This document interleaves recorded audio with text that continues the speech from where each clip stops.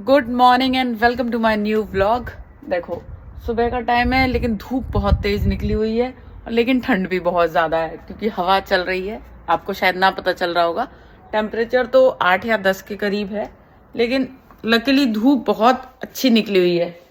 Breakfast हमारा हो गया है और मैं ना आपको एक चीज दिखाती हूँ कि अब हमारे घर में कितनी सारी धूप आने लगी है। मतलब कितनी सारी इन द सेंस बहुत ज्यादा देर तक रहती है। तो ये मेरे घर में ना मेरी फेवरेट प्लेस है।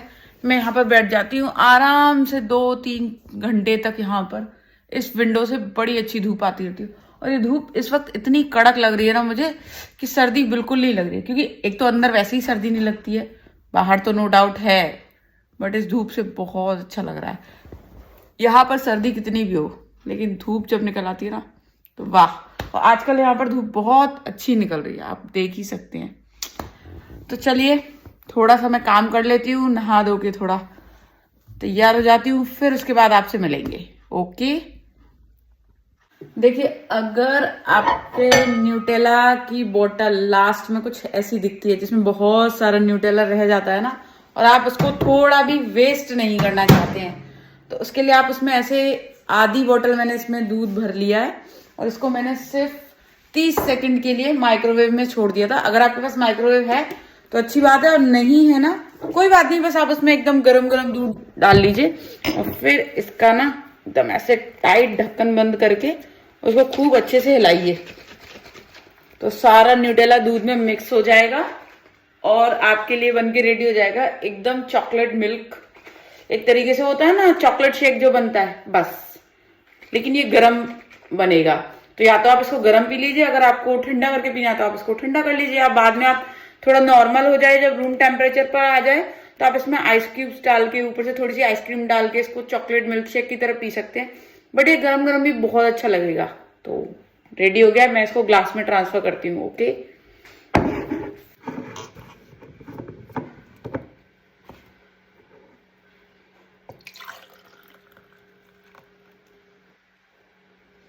एकदम गरम गरम चॉकलेट मिल्क शेक बन के हो गया है। बस 2 मिनट लगा है इसको क्योंकि हमने सिर्फ इस बॉटल में, और देखो बॉटल एकदम साफ हो गई है। इसमें ना सारा मतलब न्यूटेला जो था इस दूध में आ गया है। इसमें चीनी डालने की कोई जरूरत नहीं है क्योंकि न्यूटेला डला हुआ है तो ऑलरेडी ये काफी मीठा हो गया है।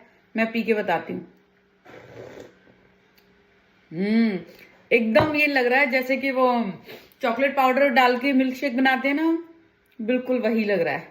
और सारा न्यूटेला भी हमने अपना बचा लिया। तो आप भी ऐसे कर सकते हैं। वाओ। तो आज मैं आपको लेकर आई हूँ यहाँ जर्मनी के लोकल मार्केट में। जैसे अपने यहाँ होता है ना संडे मार्केट या सोम बाजार या शनिवार बाजार, किसी पर्टिकुलर डे पे जो मार्केट लगता है, ये मार्केट भी कुछ उसी टाइप का है। तो यहाँ पे सब तरीके की चीजें आपको मिलती हैं। ये देख सकते हैं आप, ये अलग अलग टाइप की चप्पल इस दुकान पे मिल रही थी और इसके बगल वाली दुकान पे ना सिर्फ और सिर्फ बास्केट ही बास्केट्स मिल रही थी। ये तो कुछ डेकोरेशन का सामान था।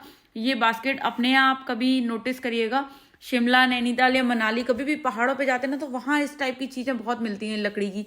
तो बिल्कुल सेम वैसी ही लग रही थी ये बास्केट्स भी। और उसके सामने ये दिखी मेरे को एक छोटी सी कैंडी की शॉप। इस पे ये सारी बहुत डिफरेंट डिफरेंट टाइप्स की कैंडी थी, जैसे अपने यहाँ मिलती ना वो संतरे की गोली और वो सब भी थी। फिर उसके बगल में थी एक छोटी सी प्लांट्स की शॉप। प्लांट्स का तो यहाँ पर बहुत ज्यादा ही कल्चर है। तो मुझे तो बिल्कुल ऐसा फील आ रहा था जैसे मैं इंडिया के किसी मेले में घूम रही हूँ। और उसके सामने थी फिर ये दुकान जिसमें बहुत सारी आर्टिफिशियल ज्वेलरी, कैप्स, गॉगल, बच्चों के खिलौने वगैरह मिल रहे थे। जैसे अपने यहाँ मेले का दुकान होता है ना, बिल्कुल डिट्टो वैसा ही सब कुछ लग रहा था मुझे। कभी कभी तो मुझे लगता है कि मैं जर्मनी में नहीं, भारत के ही किसी मार्केट में घूम रही। और घूमते घूमते थोड़ा सा हम आगे चले थे कि वहाँ यहाँ पर ये पूरे फूड ट्रक्स और खाने की स्टॉल्स वगैरह लगी हुई थी। तो लोग यहाँ पर कॉफ़ी पी रहे थे, अलग अलग चीज़ें खा रहे थे और साथ में यहाँ पर जो बहुत कॉमन चीज़ है वाइन, वो चल रही थी। तो यहाँ पर तो बड़ी आम सी बात है क्योंकि ये लोग इतनी ठंडी जगह पर रहते हैं और उसी परिवेश में पले बड़े हैं तो इनके लिए वाइन पीना बड़ा ही एक आम सा कल्चर है। जैसे हमारे यहाँ कोल्ड ड्रिंक होती है ना, इन लोगों के लिए कुछ उस तरीके से वाइन है।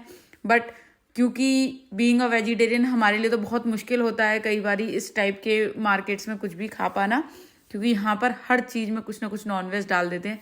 तो मैं थोड़ा सा अवॉइड करती हूँ ऐसी जगहों पर खाने से, क्योंकि फिर मैं पर्टिकुलर ढूंढती हूँ कोई जगह जहाँ पर वेजिटेरियन फूड मिलता हो, तो मैं वहीं पर जाती हूँ। फिर आगे ना ये कुछ पता नहीं कुछ आर्टिस्ट थे, ये कुछ ऐसे गोल गोल बजा रहे थे, इसमें से म्यूजिक बजा रहे थे, बहुत सुंदर सुंदर चीज़ें थी। ये इस टाइप से डेकोरेशन की हुई थी, बच्चों के लिए बहुत सारे झूले लगे हुए थे। और यहाँ पर ये देखो कैप हैट वगैरह सब कुछ मिल रहा था। इस मार्केट में ऐसी कोई चीज़ नहीं थी जो कि मतलब ऐसा ना लगे कि इंडिया के मेले में जैसे ज़रूरत की सारी चीज़ें मिल जाती है ना, कुछ उसी टाइप से भी यहाँ पर भी ये सब चीज़ें थी। खाने की बहुत सारी स्टॉल्स लगी हुई थी, आइसक्रीम और ये नॉन वेज की तो बहुत सारी चीज़ें थी। बट ये वाली जो दुकान थी ना, ये मुझे सबसे इंटरेस्टिंग लगी। इस पर एक तो बहुत सारे टाइप के चीज़ मिल रहे थे, मसाले मिल रहे थे, और देखो सबसे अच्छी बात है ऐसी छोटी छोटी बकेट्स में उन्होंने आगे चीज़ को रख लिया था, और ऐसे ये छोटी छोटी सी स्टिक्स रखी हुई थी। इससे आप चाहें तो टेस्ट करके ले सकते हैं कि आपको कौन सा चीज़ चाहिए या कौन से मसाले चाहिए। तो यहाँ पर ये बड़ी अच्छी बात है कि परफ्यूम से लेकर चीज़ तक का टेस्टर आपको मिल जाएगा।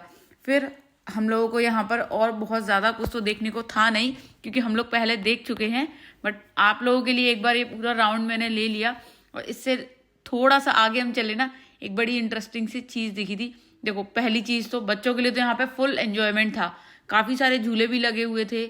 ये जंपिंग वाली रोप जो होती है ये भी थी, बच्चे एकदम फुल मजा करते हैं। और इनके बच्चों के लिए तो इतने सारे ऑप्शंस होते हैं ना यहाँ पर कि मतलब यहाँ बच्चों के लिए वैसे बहुत ही ज़्यादा अच्छी चीज़ है।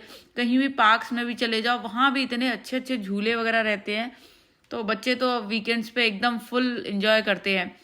और जैसे ही थोड़ा सा आगे बढ़े ना, तो मुझे देखने को मिले ये छोटे छोटे से खरगोश, और इसके बगल में इन्होंने भेड़ भी बांधी हुई थी। मुझे समझ में नहीं आ रहा था मेले में ये खरगोश और ये भेड़ बकरी बांधने का क्या मतलब है। मे भी हो सकता है यहाँ लोगों को देखने के लिए नहीं मिलते हैं, तो इसलिए इन लोगों को शायद सिर्फ देखने के लिए एक एंटरटेनमेंट पर्पज से इन लोगों को रख दिया होगा कि इधर खरगोश थे, इसके बगल में एक छोटा सा एरिया भेड़ के लिए बनाया हुआ था, पीछे गाय वगैरह की फोटो बना रखी थी। बट भाई हम तो हैं इंडिया वाले, हमने भेड़ बकरी कुत्ते बिल्ली सब बचपन से बहुत देखे हैं, तो हमें ये सब देखने की जरूरत नहीं है। घूम घाम के अब हम आ गए हैं घर वापस। आज की वीडियो में सिर्फ इतना ही। If you like this video, like share subscribe, do whatever you want, keep smiling, stay healthy, bye bye.